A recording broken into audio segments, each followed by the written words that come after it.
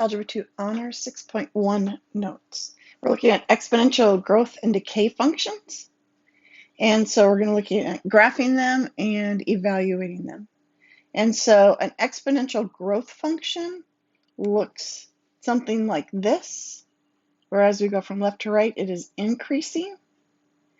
And we get an exponential growth function when we have this form.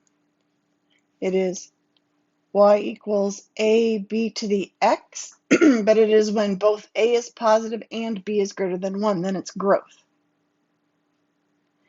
If a is positive but b is between 0 and 1, then this is an exponential decay function, and it's going to look like this graph where it decreases as you go from left to right. The domain for both of these is all reals.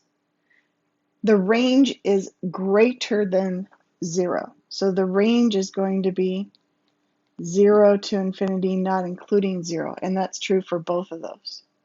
However, we have something called an asymptote. The x-axis acts as an asymptote, and this function, as it goes, if it's an exponential growth, as x goes to negative infinity, y is actually approaching 0. It doesn't reach it, but it's approaching 0. So we say it has a horizontal asymptote.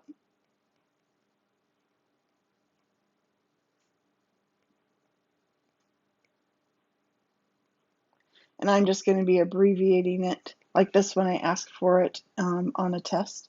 And your horizontal asymptote is the x-axis, and you need to give me an equation of it, not just say x-axis. And the equation of it is y equals 0. And that's going to be the same whether it's exponential growth or exponential decay. It's just on the exponential decay, it's as x goes to positive infinity that y goes to 0. So let's look at graphing some of these. First of all, it says decide whether each function represents exponential growth or exponential decay. Well, when we compare this to y is equal to a b to the x, there's nothing out in front here, so a is 1, which makes it positive, and the value of b is 1.3, which is greater than 1, so this is going to be exponential growth.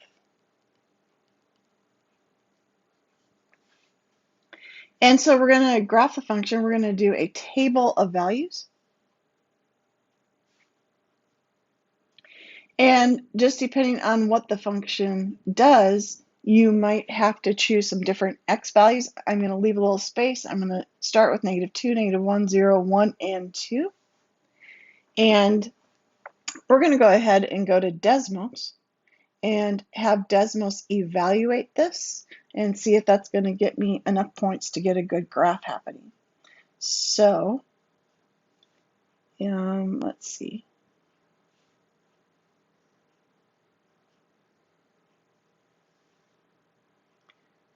All right, so I'm going to go to Graphing Calculator in Desmos. And what I'm going to do here is hit the plus sign in Desmos. And in this case, I want to add a table. And we're going to be able to generate some values for x. I'm going to have a -2. And then if I hit enter, I could use -1, enter, 0, enter, 1, enter, 2. And then in y sub 1, I'm going to hit that, and I'm just going to do parentheses 1.3 raised to the x. So parenthesis, and I'm going to delete that because I don't actually want the equation there. I just want the expression. So left parenthesis, 1.3, right parenthesis, and then I'm going to hit the A, or the A to the B button. And then I want, now this has to be x sub 1, because the first column, we can't see it right now, was x sub 1. I'm going to hit x, and then if I hit the number 1 right after it, it will know that that's the subscript.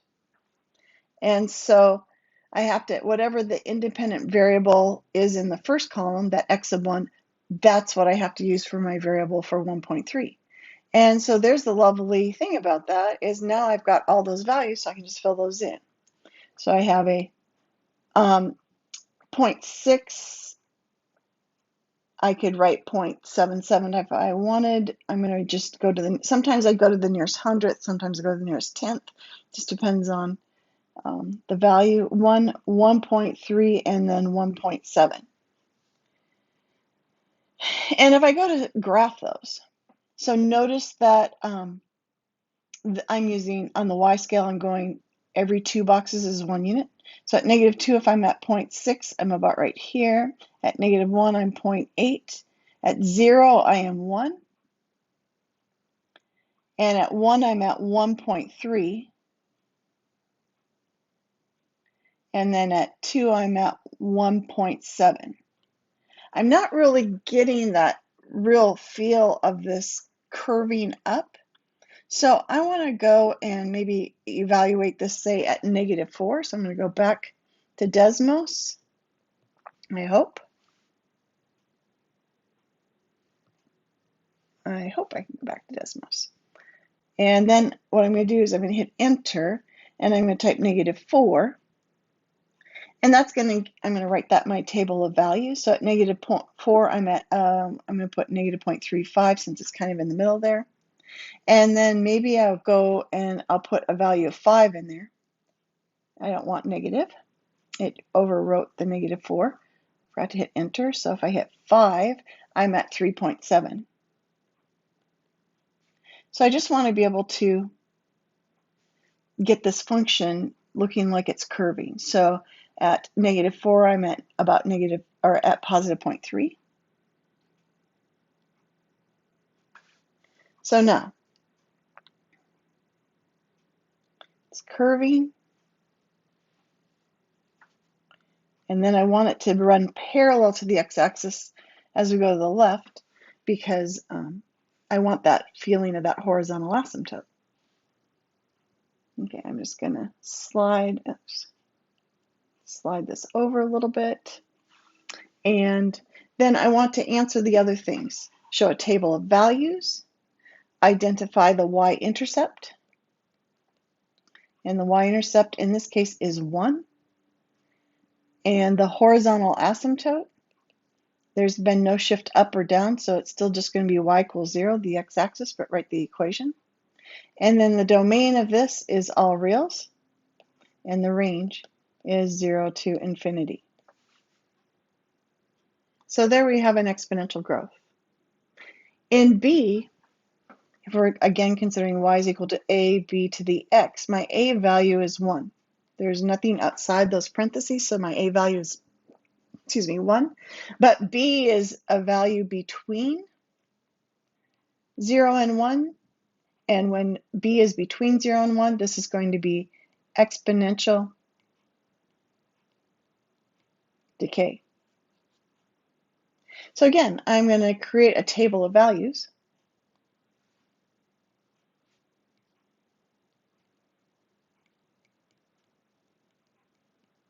And I'm going to start with that -2, -1, 0, 1, 2. And I'm going to go over to Desmos. And one of these tabs was Desmos, I think. Or actually, I'm in there. There we go. Graphing calculator. And I'm going to hit the plus button. I'm going to choose table. And again, I'm going to fill in with -2, enter, -1, 0, 1, 2. And I'm going to add more values if I need to get that feeling of that exponential decay. I'm looking for it to decrease as I go from left to right. And then in the second column, I'm going to get behind and I'm going to get rid of that y sub 1 because I just want the expression with x sub 1 in it. So now I need left 1 divided by 3 right parenthesis. Except for I'm going to go delete that. I need to arrow to the right so that I get to the right of the fraction and hit the right parentheses so that the whole thing is in there. And then I want to raise it to the x sub 1. So I'm going to hit the a to the b power. And then I'm going to hit x and then 1, and it will know that we want it to have that subscript of 1. And so if I'm looking here at this table, at -2, we are up at 9. At -1, we're at 3. At 0, we're at 1. At 1.33, that was 1/3, because 1/3 to the first is 1/3. And then at 2, it would be 1/9. 1/3 squared is 1/9, and that is a repeating decimal is 0.1. So to the left, 9 is off the chart here. -1, I'm at 3. 0, I am at 1. And at 1, I'm at 1/3, and at 2, I'm at 1/9. That's getting me a pretty good graph. That's enough for me to get that to be graphed. So I'm going to go ahead and just kind of put that off to the side for right now. And so we're coming down from here, and I'm graphing this. And I want it to level out. I don't want to cross the x-axis. I want to level off, and I want arrows on both ends, and there's my exponential decay. And then I want the y-intercept, which is at 1. I want the horizontal asymptote, which is the equation y equals 0. It is the x-axis, and the domain is all reals. And the range is 0 to infinity. And there we have a couple of graphs.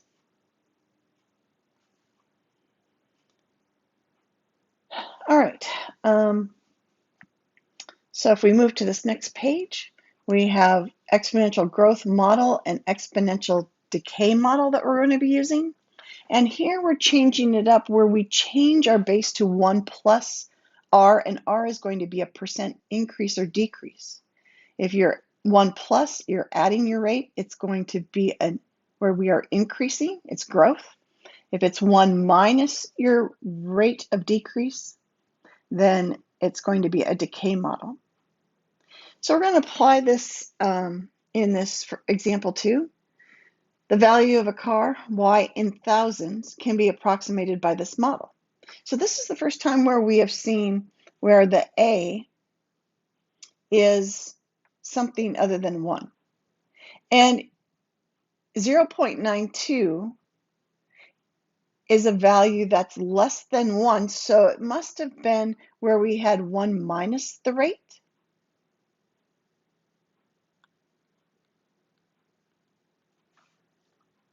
And so 0.92 is that 1 minus the rate. And t is the number of years since the car was new. So it says, tell whether the model represents exponential growth or exponential decay. Well, right here, since that value, which is our base, is between 0 and 1, it is going to be exponential decay. The value is going to be decreasing as the years go on. Identify the annual percent increase or decrease. That means we want to find R. And it's going to be a decrease because this is a decay. And so you have to remember that that 0.92 represents 1 minus R. Since it was less than 1, it has to be 1 minus. And so if I take 1 minus 0.92, I'm going to get my rate. And 0.08 is R, but as a percentage, that is 8%. And it's an 8% decrease every year. Now, in part C, estimate when the value of the car will be 9,600. Well, in this case, first of all, I need this in thousands. So 9,600 is 9.6 thousand. And I'm going to set that equal to 31, 0.92 to the t. And you must show a table to support your conclusion. So what we're going to do is we are going to be putting in time for years and putting it into this function.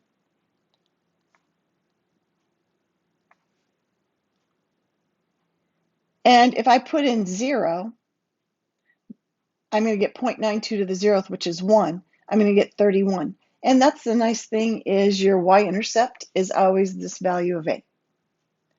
But now I need to evaluate it, and I'm going to keep evaluating it until I get an output of 9.6. I'm up at 31, so it's going to take a little bit of time. So I'm going to go back to Desmos again, if I can remember how to do it.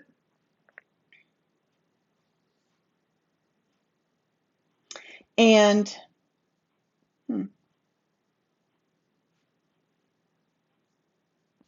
try that again. There we go. And what I'm going to do is X out this table, add a new table. And so I have X sub 1. I can't use T. It won't work with T, I don't believe. You've got to use the X sub 1. And so we're going to, instead of having a T, we're going to have an X sub 1. So I'm going to get rid of, oops, that's not what I meant to get rid of. So I'll just type X sub 1 again, come over here, and I'm going to put in 31 left parenthesis, 0.92 right parenthesis, hit the A to the B button, and then I need this to be that X sub 1. And then I'm going to start evaluating. So if I plug in 0, I can see it's 31. Well, it might take a few years, so I'm going to put in 5.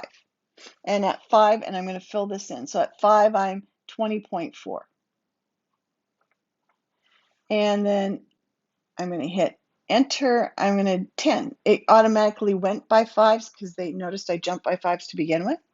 So at 10, I'm at 13.4. I still haven't gotten down to 9.6. If I hit enter, I'm at 15, and 15's overshot that. So I'm going to, well, I don't have a lot of space to leave a little space, and I have 8.87. And so now what I want to do is I'm going to hit enter to do a new table, but I don't want 20. I've got to go backwards. So I'm going to just start with 14. 14 is 9.6. If I hit enter and I go 13 is 10.4. So I want to see in your table of values that you found out at 14 it was 9.6. You should have checked 13 just in case they were really close. But we've got this right here in our table of values. That's how you're going to estimate it, by just kind of guessing and checking. And so estimate when. It's going to be 14 years after you purchase it.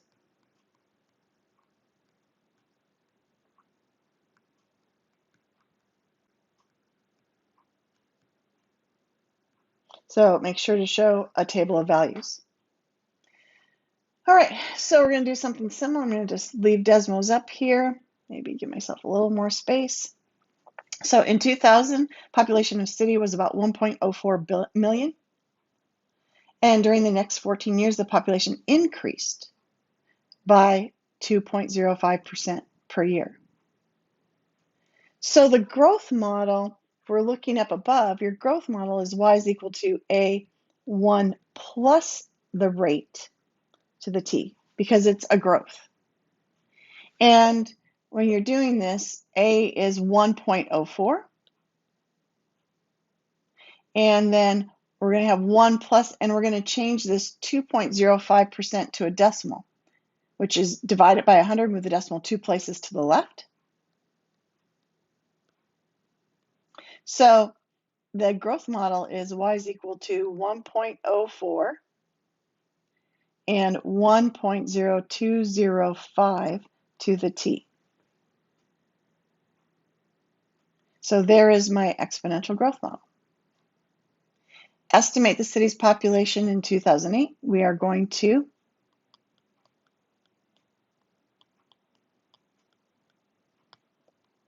put that to the 8th and evaluate that. And so if I go back to Desmos and I go to the scientific calculator, I'm going to have 1.04 and then 1.0205, right parenthesis, and then raise that. So do the A to the B, and I want that to be the 8th. And then I just have to remember that this is in millions. So this is coming out to since they were using 1.04 as the 2 decimals for their A value, we'll do 2 decimals. 1.22 million. And so it's important that you put the million in there. All right, then we have another one of these. Estimate the year in which the city will be at 1.3. So again, you must show a table.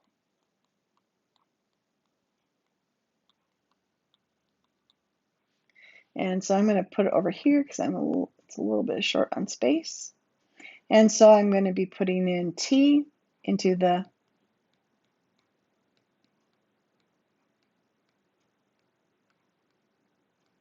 and again, I'm going to go to Desmos to help evaluate that.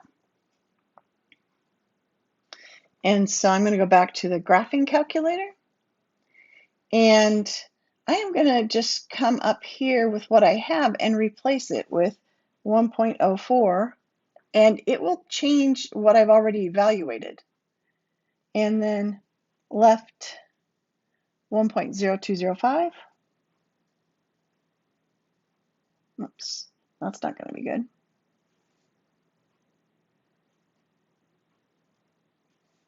Right, parenthesis a to the b, and again, that exponent has to match the variable in the first column, so it needs to be touch the x and then the 1, and it'll make it that. And there we should, yep, there it is.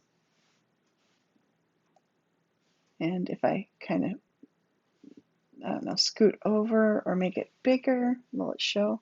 I know it showed that it was. Trying to see how we know for sure that it's x sub 1. I think if you're on the main page, you'll see it, but this is correct. And at 0, I expect it to be the A value of 1.04, and I'm looking for where is this hitting 1.3. I've got 1.38. I have 1.35 at 13. 15 was too big, so it's somewhere between 10 and 13. So if I go here again, and if I hit enter, I want to try 12, and I want to try 11, and notice 11 is 1.3 and 12 is 1.33, so what's closer to 1.3 that they said? I would go with 11. So we need to show that in our chart. We don't have to show all of them. We have that 0 is 1.04, and maybe we can go at 10, 1.27, 11, 1.30, and then 12 was 1. It's hard to write that small. 12 was 1.33.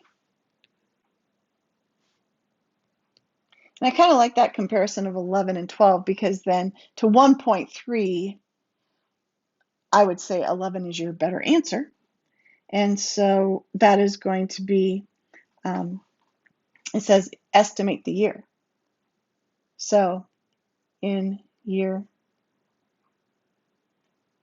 2011. And you've got your table here that is supporting that answer. All right, example 4. The amount of the radioactive isotope barium is this. Now this, there's going to be some problems that they ask you to look at this and figure out what your decay is. So what is your rate of growth? What is your rate of decay? And so watch the technique that we use to get it. Because what we need is for the exponent to just become t. And in this case, time isn't years, it's days. But I need to get that exponent to just be t. Right now, the base is not 0.5. That is not my decay rate. So let's look at this.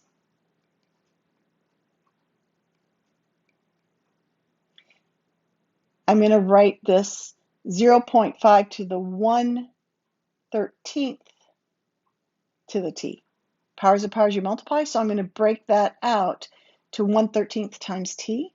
And then I'm going to take 0.5 to the 1/13th and round that. And I've already done that. I'm not going to show that. So take your calculator, take 0.5 to the 1/13th. And I'm going to double check it because on my paper I wrote 1/15th and I'm not sure what I calculated, so I might not have it right. So I'm going to go back here and scientific calculator and enter, and I need 0.5, and then I'm going to hit the A to the B button, and I'm going to put another set of parentheses. I want 1 divided by 13. And I'm going to hit the right arrow so I get that entire expression. And yep, that I had it incorrect in my notes because I put it to the 15th instead of the 13th there. So I'm just making a quick change in my hard copy. So it's 0.948077. So I'm going to write that right here. 0.9480, I'll put 78. And that's to the T. So it asks what percent of the barium decays each day. Well, remember that since this is less than 1, this is 1 minus R. So 1 minus R is that 0.948078. So 1 minus 0.948078 is my R. So I'm going to come back here and enter. I'm going to do 1 minus, and I'm going to see if I can, yeah, it doesn't want to copy that, so I'm just going to type it in 0.948077.5. And so 0.05192225 is approximately R. These are all approximate. And so I would say that my, what percent decays? 5.19% or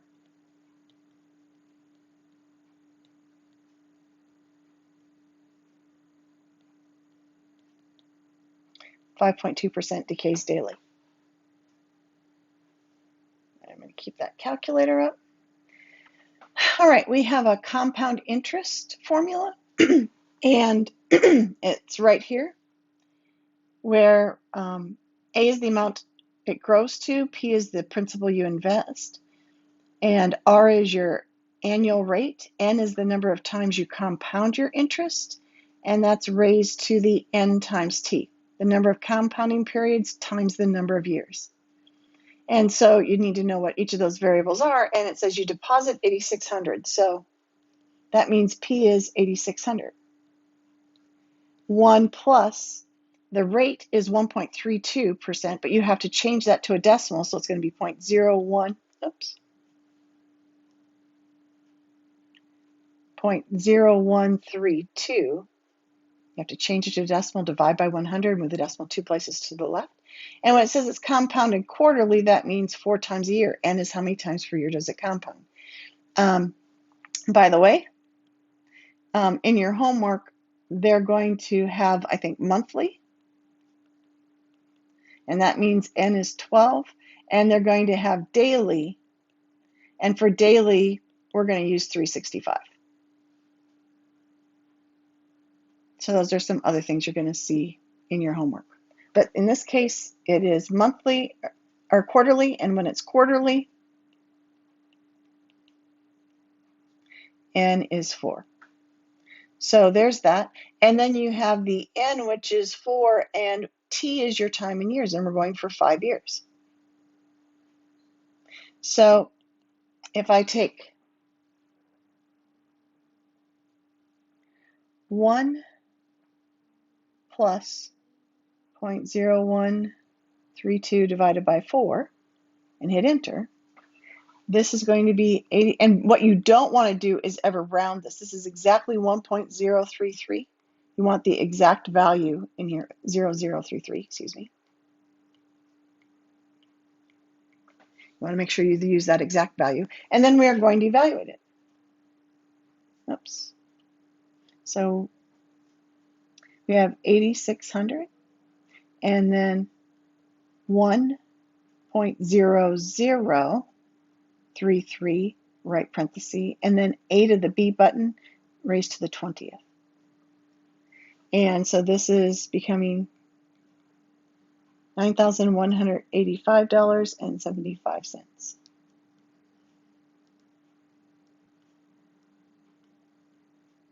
I'm going to get rid of that. We don't need it anymore. And see if I can get this to write a little better. And so the interest is the amount above 8,600, but it asks for find the balance. And so your balance is $9,185.75. That's it.